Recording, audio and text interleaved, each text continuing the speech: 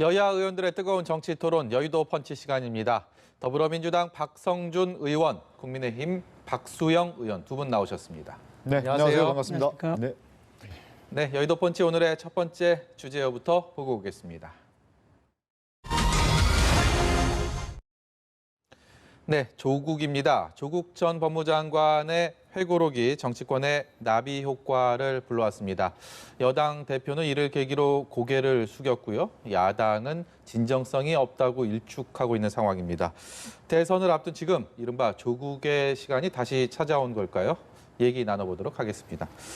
어제 송영길 대표 사과를 보는 다른 시선이 분명히 존재하는 것 같습니다. 여당과 야당 그리고 여당 내에서도 좀 별도의 시선들이 있는 것 같은데요. 전반적으로 어떻게 보셨습니까?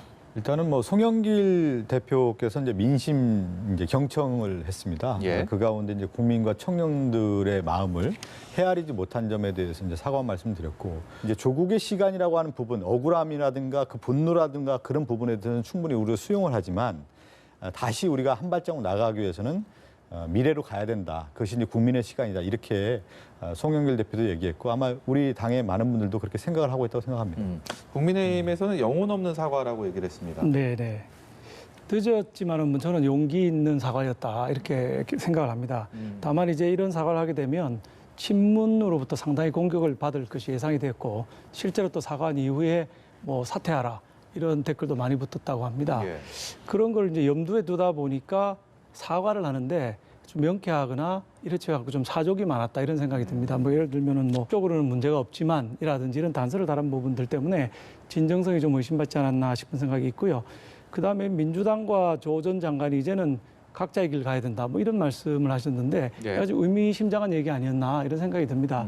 즉 이제 친문이 아니라 친 이재명으로 갈아타서 대선을 치러야 된다. 이런 뜻으로 하신 게 아닌가라고 저는 개인적으로 풀이를 하고 있습니다. 그렇다면 대선 레이스에도 이 조국 전 장관 관련 이슈들이 좀 계속해서 이슈가 될 거라고 보십니까? 아니면 어제로 좀 일단락이 됐다고? 일단락이 됐다고 봐야죠. 우리가 보통 이제 이슈의 이제 기간이 있는데 조국 전 장관의 그런 과거의 스펙 쌓기에 대한 부분에 대한 어떤 비판적 시각이 굉장히 컸고요. 예. 또 한편으로는 검찰 개혁을 해야 된다라는 지속적인 그 목소리가 있었지 않았습니까?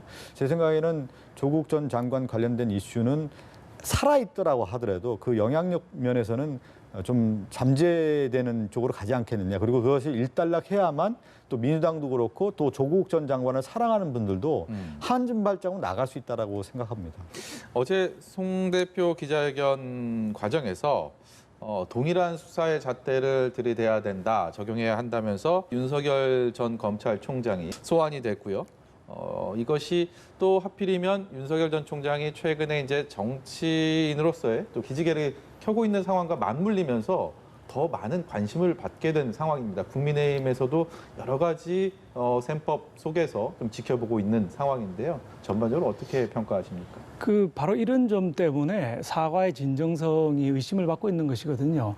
조국 사태에 대한 사과를 하려고 했다면은 조국 교수에 대한 문제만 얘기를 했으면 좋은데 거기다 발을 걸어서 이제 윤석열 총장에 대한 얘기를 또 끄집어냈거든요. 그래서 첫째는 진정성을 의심받고 있는 부분이 있고 그래서 정치적 제스처지 이게 진정한 사과냐 하는 우리 야당의 비판 성명이 나온 걸로 지금 보여지고 있습니다. 게다가 이거 조국과 동일한 잣대로 수사해야 된다 이런 얘기는 일종의 가이드라인을 준 셈이 되는데 검찰의 독립에 관련돼서 조금 문제가 있는 발언을 하신 게 아니냐 이런 생각이 듭니다. 좀 언급을 할 필요가 있을 것 같은데 윤석열 전 총장과 관련해서 송영길 대표의 이제 말씀을 좀 질문을 한 건데 윤석열 전 검찰총장과 관련해서는 아내와 장모가 사건 수사를 받고 연루가 돼 있지 않았습니까? 네. 그 부분에 대해서 이제 검찰의 수사가 진행돼야 되는 건데 모든 국민은 법 앞에 평등하다. 그러면 수사도 동등하게 해야 된다. 이런 의미로 좀 생각하고 있습니다. 그 모든 국민의 이른바 윤석열 전 예외일 수는 없다는 총장조차도 거죠. 예외일 수 없다. 그렇죠. 이런 예. 상징적인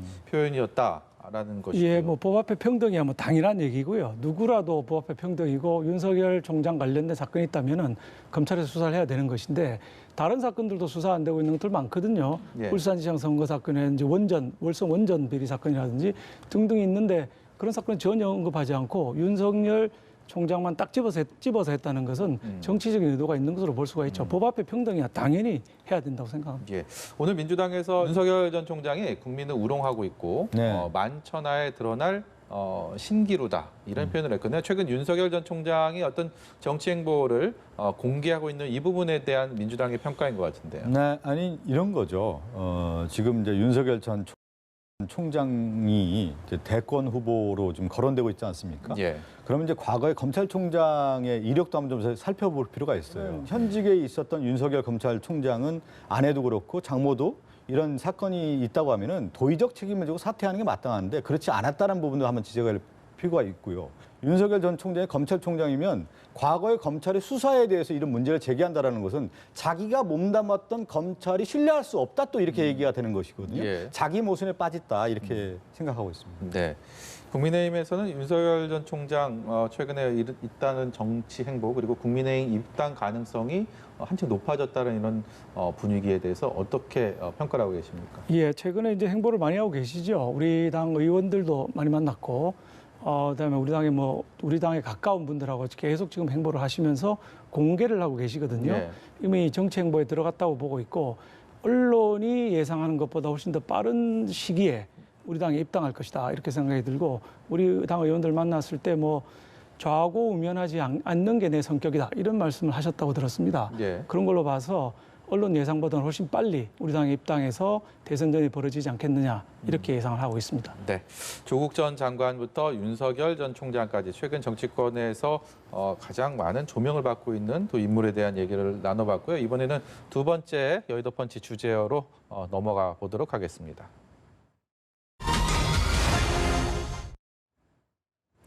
네, 여권이 두 번째 전국민 재난지원금 지급을 위한 속도전에 나섰습니다. 다음 달 추가 경정 예산안을 처리해서 늦어도 추석 전에는 나눠준다는 그런 계획인데요. 야당의 시선은 그리 곱지만은 않은 것 같습니다. 재난지원금 얘기 좀 해보겠습니다. 네. 지금까지 어떻게 논의가 돼 있습니까? 전반적으로 이제 추경 편성안에서 이제 재난지원금을 지원하겠다라는 건데 지금 올해 1분기 기준으로요.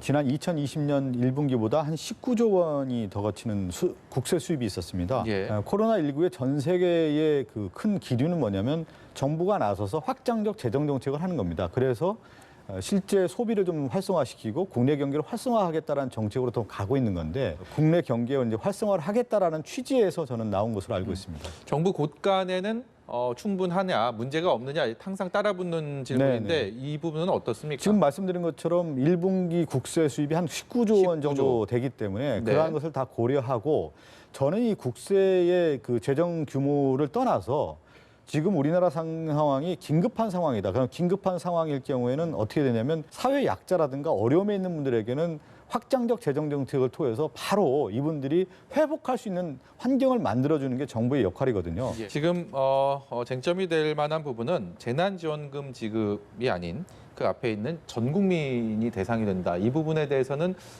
그동안에 재난지원금이 지급될 때마다 보편적인 항상 논쟁이 있어 왔기 때문에 국민의힘은 이번 민주당의 이런 정책적인 움직임에 대해서는 어떤 견해를 갖고 계신지 궁금합니다. 저희 당의 최승재 의원이라고 계십니다. 예. 51일 동안 텐트에서 농성을 했고요. 천막 농성이 끝나고 6일 동안 이제 단식 농성을 또 하다가 이제 병원으로 후송이 돼 갔습니다. 이분이 왜 하셨냐? 우리 헌법 23조 3항을 지키고자 했던 겁니다. 즉 공공의 필요에 의해서 재산을 사용할 수 없게 되면 사유재산권이 침해가 되면 보상을 해야 된다는 규정이 우리 헌법 23조 3항에 나와 있습니다. 예. 근데 이 소상공인들 같은 경우에는 영업 제한 명령, 영업 금지 명령 같은 걸 받아서 엄청난 손해를 봤거든요. 그분들에 대한 지원이 먼저이지 이걸 1인당 지금 30만 원 주겠다고 해서 전 국민한테 주겠다고 하는 방식으로 논의되고 있는 데 대해서는 전혀 동의할 수가 없고요. 어려운 사람, 게다가 헌법으로 보상하게 돼 있는 사람부터, 즉 헌법적인 의무부터 먼저 해야지 모래사장에 물 뿌리듯이 쫙 뿌리는 거 이건 전 마땅하지 않다고 생각하고요. 세수 문제도 19조가 더 거쳤다고 하는데 이미 지금 우리나라의 D1 기준으로도 1,000조 가까이 965조 원이라고 하는 국가부채가 있고요. 예. D4 기준으로 하면 이미 2,000조를 넘는 엄청난 부채가 있습니다. 세수가 더 걷어졌으면 그 부채를 줄이는 데 집중을 해야 되고 이걸 세수가 걷어졌으니 30만 원씩 나눠주자 하는 방식은 지금 전혀 맞지 않는 거라고 생각합니다. 일부에서는 정치적인 의도, 특히 대선 앞두고 돈 풀기다. 이런 시선도 있는 것 같습니다. 이전에 재난지원금 얘기 나올 때도 항상 야권에서 그런 문제 제기 해왔는데 이번에도 마찬가지입니까? 이번에도 마찬가지죠. 저희는 뭐 확장적 재정 정책은 다소 필요하다고 보는데 이게 어디다 쓰여지는가 중요한 거고요. 소비 성향이 더 큰, 더 어려운 분들한테 가야 이게 소비로 직결되지 전 국민 나눠주면은 소비성이 낮은 뭐 부유층에는 줘봐야 이게 소비로 직결되지 않기 때문에 경기를 살리는 데는 아무 도움이 안 됩니다. 그럼에도 불구하고 전 국민 30만 원씩 주겠다. 이건 뭐 포퓰리즘이고 선거를 겨냥한 매표 행위에 유사하다. 네. 이렇게 볼 수 있겠습니다. 그러니까 이렇게 봐야 되죠. 우리가 이제 경기라고 봤을 때 지금 6월 아닙니까? 예. 6월이면 재난지원금 이런 부분들에 대해서 정책 결정을 하고 그것이 실제 국민들에게 투입이 돼서 선순환 구조로 가는 데는 2, 3개월이 걸립니다. 예. 그러면 바로 이제 하반기로 넘어가는 것이죠. 그래서 이것이 무슨 뭐 대선을 의식했다든가 네. 선거용이라든가 이런 차원이 아니라 국민이 바라는 게 무엇인지에 국민적인 시각을 통해서 접근을 해야 된다. 그리고 재난지원금은 전 국민에게 투입이 돼서 이게 이제 모든 분들이 실제 이게 다시 한번 우리가 경제를 도약할 수 있다라고 하는 자긍심과 자신감을 불러일으켜야 되는 거고요. 네. 우리 박성중 의원님 말씀하시는 것에 대해서 한 말씀 못 해야 되겠는데요. 그게 지금 어려운 분들 도와주자고 말씀하시는 부분에 대해서 저희도 전적으로 동의합니다. 지금 주대에게 말씀을 안 하신 부분이 전 국민 부분이거든요. 이렇게 나눠주니까 과연 맞느냐. 어려운 분들한테 더 도와주는 게 더 맞다는 게 저희 당 입장이고 민주당 입장은 전 국민한테 나눠주고 그래도 남으면 손실보상에 쓰자 이거고 저희는 손실본 분들에 먼저 나눠주는 게 마땅하다. 네. 물론 많이 나눠주면 좋지만 이건 다 우리 자손들, 우리 후손들에게 빚을 지우는 일이거든요. 그러니까 매우 조심해서 해야 되고 손실부터 더 보상하는 게 맞다 이런 것이죠. 전 국민 부분에 차이가 나는 겁니다. 손실보상을 먼저 하고 거기에 대해 또 소급 적용에 대한 주장도 하고 있는 지금 국민의힘 여기에 대해서는 어떤 견해 갖고 있어요? 이렇게 좀 보셔야죠.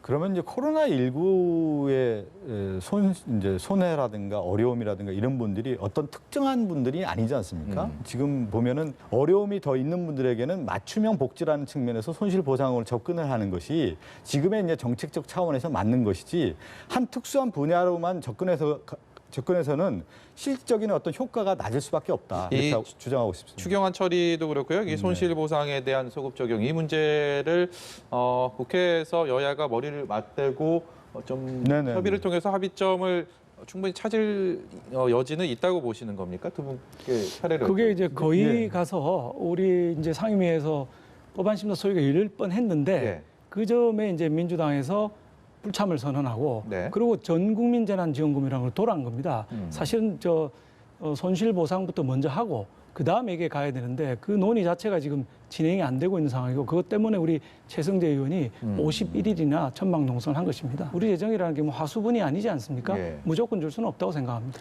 그러니까 제가 다시 한번 좀 강조하고 싶은 것은 전 국민 재난지원금 같은 경우는 확장적 재정 정책이 필요한 시점이기 때문에 예. 전 국민의 혜택을 줄 수 있는 방향으로 고민을 해야 되는 거고요. 예. 그러면서 가장 쟁점이 된 것 중에 하나가 소급 적용에 대한 부분인데 이 소급 적용을 그러면 어느 규모까지 또 할 것이냐 이러한 부분에 대해서 아직 합의를 이루지 못한 부분이 있기 때문에 저는 이제 추후에 여야가 또 맞대서 한다고 하면은 구체적인 방법론을 만들어서 예. 제도적인 입법을 만들 수 있다고 봅니다.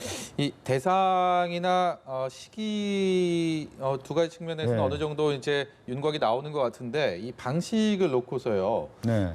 김성환 원내수석 부대표가 지역화폐를 언급을 했습니다. 그러면서 이 현금이 아니고 지역화폐를 통한 소비를 장려하겠다 이런 언지를 하니까 이게 이제 정치권 특히 대권 주자들 사이에서는 이재명 표 지역화폐냐 라면서 이 지사는 뭐 훌륭한 결단이라는 입장을 내놨고 정치권의 특히 여권의 대권 주자 사이에 좀 미묘한 신경전이 이어지고 있는 것 같은데. 예, 그렇게 이제 뭐 해석할 수도 있는데 왜 지역화폐가 나왔냐면 지역 단위에서의 활성화도 매우 필요하다는 거예요. 조그만 소단위의 부분에서도 활성화할 필요가 있다라는 측면에서는 저 의견을 냈다고 봅니다. 예. 뭐 어떤 대선의 의미라든가 대선 후보를 의식해서 얘기한 것보다는 예. 다들 어렵다고 하니까 예. 이럴 경우에는 지역의 선순환 구조로서의 지역화폐로 할 수 있는 방법이 있지 않겠느냐.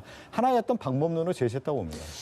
지역화폐 부분은 사실 조세재정연구원이라고 하는 국책연구기관에서 지역경제 활성화에 도움이 안 된다고 이미 결론을 내린 바가 있습니다. 왜냐하면 한 군데, 성남시 한 군데나 경기도 한 군데만 하면 좋은데 전국이 하고 있거든요. 그러면 전부 그냥 원래대로 돌아가게 되는 것입니다. 그래서 지역경제 활성화에는 효과가 없다는 것을 이재명 지사도 알고 있는데도 불구하고 지역화폐로 하겠다는 결정은 앞에서 민주당과 조 장관이 이제 각각의 길 가야 된다 한 것처럼 친문을 버리고 친 이재명으로 가겠다는 연장선상에서 네. 지역화폐를 주장한 것으로 보고 있습니다. 지역화폐는 이재명표 정책이거든요. 예. 그쪽으로 이미 줄을 서고 있다 이렇게 보고 있습니다. 재난지원금 지금 문제 놓고 두 분과 두 번째 토론 해봤습니다.